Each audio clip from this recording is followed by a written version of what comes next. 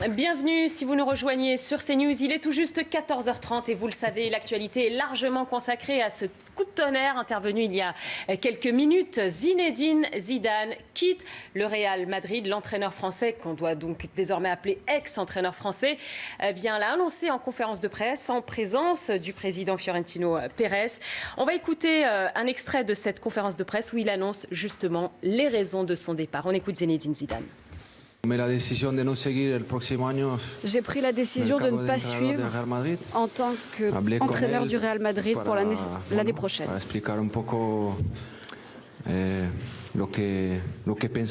vais vous expliquer pourquoi. Enfin, en tout cas, c'est mon moment pour moi de partir. Que ce soit pour le club ou pour l'équipe. Ça paraît peut-être un peu bizarre, mais ça semble être le bon moment. Il fallait le faire pour tous, pour le bien de tous. Pour le bien de tous, a-t-il dit. Alors, on va en reparler avec notre équipe, puisque nos consultants sautent au complet sur ce plateau. CNews, représenté par Julien Pasquet, Thibaut Gauthier, Elliot Deval. Et puis, Juan José Dorado, qui est journaliste espagnol. Alors, peut-être juste un mot avant de décrypter vraiment cette conférence de presse. C'est un coup de tonnerre en France. C'est un coup de tonnerre également en Espagne où en ce moment, le Parlement doit voter une motion de censure. Est-ce que cette actualité risque elle aussi d'éclipser toutes les autres en Espagne ? Il risque d'éclipser la motion de censure qui est actuellement au Parlement espagnol. Demain matin, les journaux espagnols vont titrer forcément sur la motion, mais aussi sur le départ de Zinedine Zidane. Quelques minutes après que la conférence de presse ait été convoquée, toutes les radios espagnoles, par exemple, tweetaient justement sur cette surprise, une conférence de presse surprise de Zinedine Zidane, comme quoi, effectivement, ça va éclipser une partie importante de la politique espagnole qu'aujourd'hui est quand même assez compliquée. Voilà, et donc cette actualité, pour revenir sur les déclarations de Zinedine Zidane, alors il a dit, texto, qu'il quittait le Real pour le bien de tous. Pourquoi pour le bien de tous ? Ça, c'est de la com. Enfin, je veux dire, faut pas être dupe à un moment. C'est une façon d'arrondir les angles. C'est pour le bien de Zinedine Zidane que Zinedine Zidane quitte le Real. Parce que lui a conscience qu'il arrive au bout de quelque chose, que cette équipe, elle ne gagnera pas forcément autant dans les saisons qui viennent. Il veut être épargné par les critiques, par les contre-performances. Donc, fait ce choix. Après, quand vous vous retrouvez face à un parterre de journalistes mondiaux diffusés et qu'il faut forcément expliquer ses choix. Donc, là, on utilise des formules. Et la formule pour le bien de tous, elle n'est que formule. Elle n'est rien d'autre pour moi. C'est vraiment le choix de Zinedine Zidane. Un choix personnel. Il faut savoir que son président est comme un deuxième père pour lui. Florentino Pérez, c'est le joueur qui l'a fait venir au début des années 2000 pour devenir l'un des galactiques du Real Madrid, qui lui a ensuite conservé toute sa confiance, qui l'a mis dans les équipes de jeunes pour devenir l'entraîneur qu'il est devenu aux côtés d'Ancelotti et ensuite en tant qu'entraîneur numéro 1, vainqueur de 3 Ligues des Champions consécutives. Et c'est un énorme coup dur pour toute l'institution Real Madrid et pour le président en première ligne. Donc ce n'est pas pour le bien de tous, c'est seulement pour le bien de Zinedine Zidane et pour les malheurs du Real. Alors il a parlé dans sa conférence de presse, Thibaut Gauthier, il a parlé d'usure naturelle, ce sont les termes qu'il a employés. On a aussi l'impression que en même temps, il a tout gagné, quoi. Qu'est-ce qu'il peut attendre de plus ? Il pourra quasiment jamais faire mieux dans sa carrière. La preuve, jamais un entraîneur n'a gagné 3 fois de suite la Ligue des Champions. Il a emmené cette équipe là où personne ne l'avait fait en tirant la quintessence de ses joueurs, Gareth Bale notamment, et de la fameuse BBC, Bale, Benzema, Ronaldo, qui sont potentiellement tous les 3 sur le départ à la fin de l'année. Donc on a l'impression que lui, il se dit, voilà, moi j'ai tiré le meilleur de ces garçons, ils vont s'en aller. C'est peut-être pour moi l'occasion de m'en aller, de partir tout en haut, et ça c'est important, c'est la marque des grands aussi de partir tout en haut, de se reposer un peu parce qu'il a enchaîné depuis quelques années entre son poste d'adjoint d'Ancelotti, d'entraîneur des jeunes, d'entraîneur de l'équipe première. Il a peut-être aussi besoin de se reposer et puis voilà, c'est l'occasion pour lui de donner la main à un autre entraîneur qui pourra se servir, utiliser de nouveaux joueurs et peut-être sans Benzema, Ronaldo et Bale. Elliot Deval, usure naturelle ou mission accomplie ? On a un peu l'impression qu'il y a, je ne sais pas, peut-être un côté blasé aussi. Quand vous avez entraîné durant 149 matchs, remporté 104 victoires, 8 trophées, dont 3 Ligues des Champions, peut-être qu'il y a un peu d'usure, à l'image du Real Madrid cette année, qui a pêché en championnat, qui a pêché en Coupe d'Espagne. Julien Pasquet le rappelait très bien, cette défaite contre Leganés, une défaite surprise à la fin de l'année 2017. Mais il y a eu quand même cette épopée madrilène en Ligue des Champions. Peut-être qu'il est arrivé au bout de quelque chose. Voilà, simplement, il arrive le 4 janvier 2016, donc en 2 ans et demi, il a réussi à écrire son histoire en tant qu'entraîneur au Real Madrid. Peut-être qu'il veut un nouveau challenge. On pense évidemment... En tout cas, il ne veut pas entraîner, hein. C'est ce qu'il a dit. Pour le moment, mais évidemment, quand on parle de Zinedine Zidane aujourd'hui, on se dit maintenant, c'est quoi pour Zizou ? Eh bien, évidemment, on l'imagine un jour entraîner, être sélectionneur de l'équipe de France. Il faut rappeler quand même que Didier Deschamps... Le rêve absolu. Voilà, Didier Deschamps a prolongé jusqu'en 2020. Mais maintenant, ça va être la grande question. Tout peut se passer dans le football. C'est une évidence. C'est une évidence que Zinedine Zidane, là, il va prendre 1 an, 2 ans pour faire d'autres choses, s'occuper de sa famille. On sait qu'il est engagé dans beaucoup de combats, que ce soit associatifs ou des partenariats aussi avec énormément de marques. C'est quelqu'un qui va faire le tour du monde et qui va prendre du temps pour lui. Et dans 2 ans, oui. Enfin, je veux dire, on se mouille pas beaucoup en disant qu'il est le successeur naturel. Il est le successeur naturel de Didier Deschamps. L'échéance après 2020, ce sera la Coupe du Monde au Qatar en 2022. On sait que Zinedine Zidane, il a été l'un des nombreux soutiens à cette Coupe du Monde au Qatar. Donc il y a une forme de... Il n'y a pas de hasard. Hein. Non, il n'y a aucun hasard avec Zinedine Zidane. C'est quelqu'un qui maîtrise parfaitement sa communication, sa carrière. Il nous l'a prouvé depuis qu'il est tout jeune, depuis qu'il a réalisé donc tout ce que chacun connaît de lui. Rien n'est laissé au hasard. Il ne faut pas croire une seule seconde que ce qui s'est passé aujourd'hui, cette conférence de presse, n'était pas prévu et les mots étaient tous choisis, évidemment. Alors on va partir à Madrid, puisque, on le disait à l'instant, Juan José Dorado, le temps s'est arrêté à Madrid au moment de cette conférence de presse de Zinedine Zidane. On va retrouver Constance Meyer, elle est la correspondante de CNews à Madrid et elle nous raconte donc ce coup de tonnerre. Personne ne s'y attendait, c'est une déclaration choc, un réel coup de tonnerre qui assomme les Madrilènes, puisque cette déclaration elle intervient moins d'1 semaine après que Zidane ait réalisé l'exploit en faisant remporter au club son 3e titre consécutif en Ligue des Champions. Aucun autre entraîneur dans l'histoire du foot n'avait réalisé un tel exploit. Donc ici, tout le monde est très choqué. Pour moi, le temps est venu de changer d'air, de changer à la fin. Je suis arrivé à la fin d'un cycle, a déclaré Zinedine Zidane. Ça a surpris tout le monde, même le président du club qui a déclaré qu'il ne s'y attendait pas du tout, que c'est une décision très triste, mais qu'il doit la respecter. Ici à Madrid, cette déclaration elle intervient aussi dans un contexte où le Real est déjà secoué par un possible départ de Cristiano Ronaldo. Alors, un possible départ de Cristiano Ronaldo, on va reparler de cet après Zinedine Zidane. Mais d'abord, sur l'annonce faite par Zinedine Zidane en conférence de presse, on l'a entendu il y a quelques minutes, mais aussi aux joueurs, parce qu'évidemment, il l'a d'abord annoncé au staff, à son cercle proche. Aux joueurs, par message, a-t-il dit, il ne l'a pas encore annoncé personnellement, un par un. Ça va être tendu, vous pensez, ces moments ? Non, pas tendu, parce qu'il a créé une vraie ambiance au sein du vestiaire. Il a communiqué directement à Sergio Ramos, qui est le capitaine du Real Madrid, mais qui est aussi quelqu'un qui a joué avec lui, parce que les deux ont été joueurs ensemble au Real Madrid.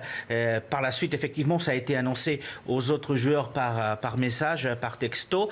Et puis, la surprise, c'est surtout la tête de Florentino Pérez, lui qui l'a appris hier. Le grand président du Real Madrid. Quand même, pendant cette conférence de presse. Voilà, je pense qu'effectivement, quand on lui a annoncé qu'il allait partir, il a dû tout essayer pour qu'il ne parte pas. Et il s'est résolu à être là à côté de lui. J'ai juste remarqué qu'à un moment donné, on a posé une question à Florentino Pérez. Il a dit non, c'est à Zidane de reprendre aujourd'hui. Moi, je parlerai dans les prochains jours. Donc, personne ne s'attendait, et notamment le président, ce qui me laisse penser que cette décision... Il y a peut-être un sentiment de trahison chez Florentino Pérez, parce qu'il a il a tout fait pour le mot est fort quand même, trahison, mais il a tout gagné aussi, Zidane. Oui, bien sûr, sauf que ce club, c'est celui de Zinedine. Aujourd'hui, Zinedine Zidane, il fait partie de l'ADN du Real Madrid, il est associé à ce club, et c'est Florentino Pérez qui a permis ça. Encore une fois, je le disais il y a quelques minutes, c'est lui qui l'a fait venir en tant que joueur, c'est lui qui l'a mis dans les meilleures dispositions pour devenir l'entraîneur qu'il est aujourd'hui. Alors forcément, j'imagine qu'après les discussions, et si cette conférence de presse a été organisée et qu'ils ont siégé tous les deux côte à côte, c'est qu'il n'y a pas forcément de hache de guerre entre les deux. deux hommes que, évidemment, ils vont se quitter bons amis et resteront liés très certainement longtemps. Mais je pense que Florentino Pérez, aujourd'hui, il est extrêmement amer. Il a un chantier énorme devant lui à reconstruire. Un Real Madrid sans Zinedine Zidane. Vous pensez qu'il est en travers de la gorge aussi, Florentino Pérez? Un tout petit peu, bien sûr, mais lors de cette conférence, il a dit « Je te dis pas au revoir, je te dis hasta pronto, à bientôt ». Très bientôt, donc il faut juste se rappeler que ces 17 ans passés au Real Madrid, il est passé par tous les échelons. C'est vrai que Zidane reviendra probablement au Real Madrid. Ah oui, il reviendra, on ne sait pas comment, mais il va revenir. Il est revenu en tant qu'entraîneur. Oui. Alors, son destin est souvent lié à celui de Florentino Pérez. Mais un jour ou l'autre, si par exemple le Real Madrid traverse une crise et qu'on a besoin d'un entraîneur, j'imagine très bien que le président du Real Madrid appellera Zinedine Zidane parce qu'il représente le club, parce qu'en plus, il a fait gagner le club. Et ça, c'est important au Real de gagner. Alors, sachez que le sujet, en tout cas, le principal sujet de conversation sur les réseaux sociaux, 537 000 tweets en une heure sur ce départ donc, de Zinedine Zidane. Et quelques réactions que je voulais partager avec vous. D'abord, celle de Sergio Ramos, le capitaine du Real Madrid, qui écrit « En tant que joueur et maintenant en tant qu'entraîneur, vous avez décidé de partir au sommet. Merci pour ces 2 ans et demi de football, de travail, d'amour et d'amitié. Vous partez, mais votre héritage est déjà indélébile, l'un des chapitres les plus réussis de l'histoire de notre bien-aimé Real Madrid. » Autre réaction, celle de nos confrères. Hervé Penaud, journaliste à L'Équipe, qui dit, lui, que le plus difficile dans la musique, c'est le tempo, comme l'écrivait Mozart. En dehors de son talent immense, de son humilité, Zidane a toujours eu le sens du tempo. Son départ survient au meilleur moment, juste avant une saison où une gestion de Ronaldo, du renouvellement, seront compliquées. Donc avant la saison de trop. Une dernière réaction, celle de Pierre Ménès, consultant sur Canal. Zidane quitte le Real sur un triomphe absolu. Décision surprise, mais d'une grande intelligence, écrit-il. On a encore un tweet, mais cette fois du Real Madrid, une réaction très officielle qu'on va partager à l'instant avec vous. C'est juste magnifique. Une photo en fait. Voilà, une photo qui résume tout et qui dit tout sur ce lien entre Vous voyez qu'au premier plan, il y a Cristiano Ronaldo quand même. Hein. C'est le seul joueur où on voit son nom et c'est lui peut-être qui détermine le choix de Zidane aujourd'hui. Ah, donc il y a un sens caché à la photo. J'en sais rien, mais je vois Ronaldo sur cette photo. Très bien, on va écouter maintenant quelques réactions qu'on a recueillies justement tout à l'heure, juste après l'annonce de ce départ. Réactions recueillies par nos équipes. Écoutez. C'est un peu surprenant quand même. Je pensais qu'il finirait sa carrière au niveau du Real. Il pouvait continuer et gagner encore beaucoup de titres avec le Real. Mais bon, si c'est ce qu'il veut. Il va peut-être aller voir ailleurs, tout simplement. Je pense qu'il faut comprendre aussi que c'est un métier qui doit être ultra fatigant. Et même si ça a été un footballeur de très haut niveau, certainement que ces 2 années et demie qu'il a passé à la tête du Real Madrid l'ont beaucoup fatigué. Je vois pas pourquoi Zidane irait prendre la place de Deschamps. Si la Coupe du Monde se passe mal, peut-être, mais peut-être plus tard, dans quelques années. Mais là, s'il quitte le Real tout de suite, je vois pas Zidane en équipe de France. Voilà, on va reparler du futur de Zinedine Zidane. Je voulais d'abord vous faire réécouter l'intervention, la réaction de Charles Bietri, ancien directeur des sports de Canal+, qu'on a joint tout à l'heure au téléphone. Et pour lui, bien évidemment, c'est aussi une surprise. Écoutez. Je ne crois pas qu'il faille faire des grandes phrases, des grandes exégèses et chercher tous les plans machiavéliques. Zidane, c'est un homme normal, un père normal aussi, qu'il ne faudra pas oublier. Donc il sait ce qui s'est passé cette saison. Cette saison, elle a basculé à la mi-temps de Real PSG. Si le PSG avait continué à bien jouer en deuxième mi-temps et au match retour, le Real aurait peut-être été éliminé après avoir bafouillé son football dans le championnat d'Espagne. Et Zidane n'est pas fou. Il sait qu'il s'en est sorti relativement miraculeusement, grâce à son talent, hein, bien évidemment.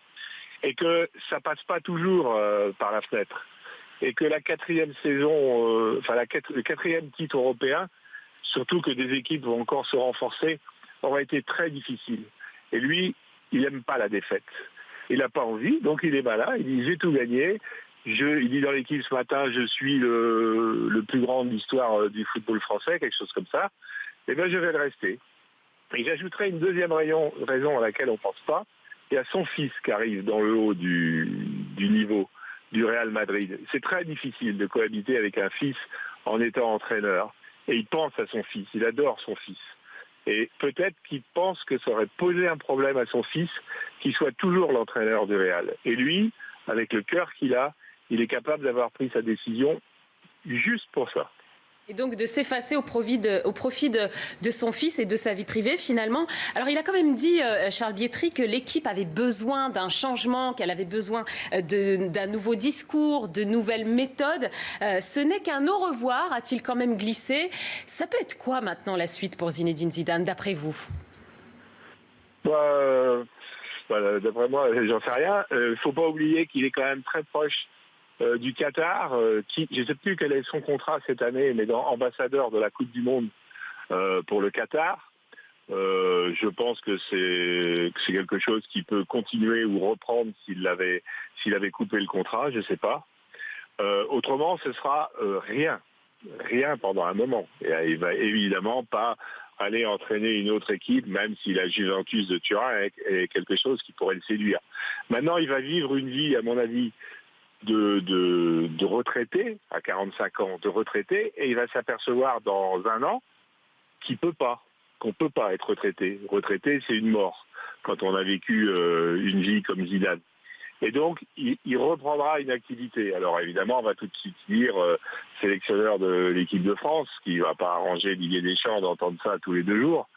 C'est un truc possible, mais j'en sais rien. Il a rien dit aujourd'hui pour annoncer sa décision importante.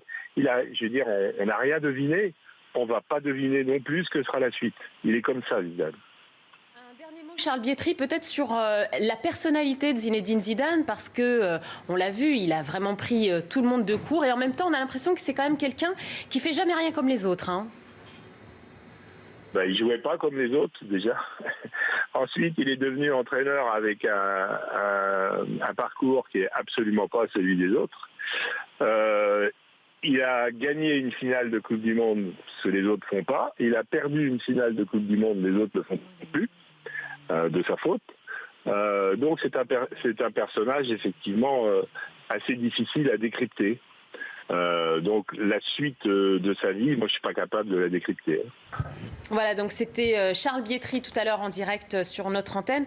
Juan José Dorado, justement sur cette petite mort qu'évoquait à l'instant Charles Biétry, quand on a une vie comme celle de Zinedine Zidane, où on est entraîneur, on gagne 3 fois la Ligue des Champions et soudain tout s'arrête. Alors certes, de son propre chef, mais tout s'arrête quand même. Est-ce que le vide risque pas de vous happer dans ces cas-là ?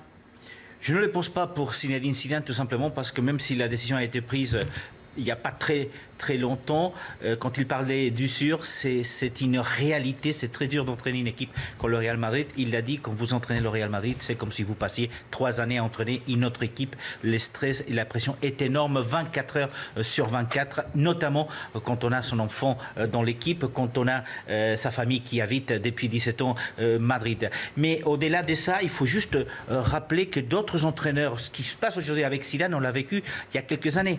Et je rappelle tout simplement que Guardiola a quitté le Barça au top.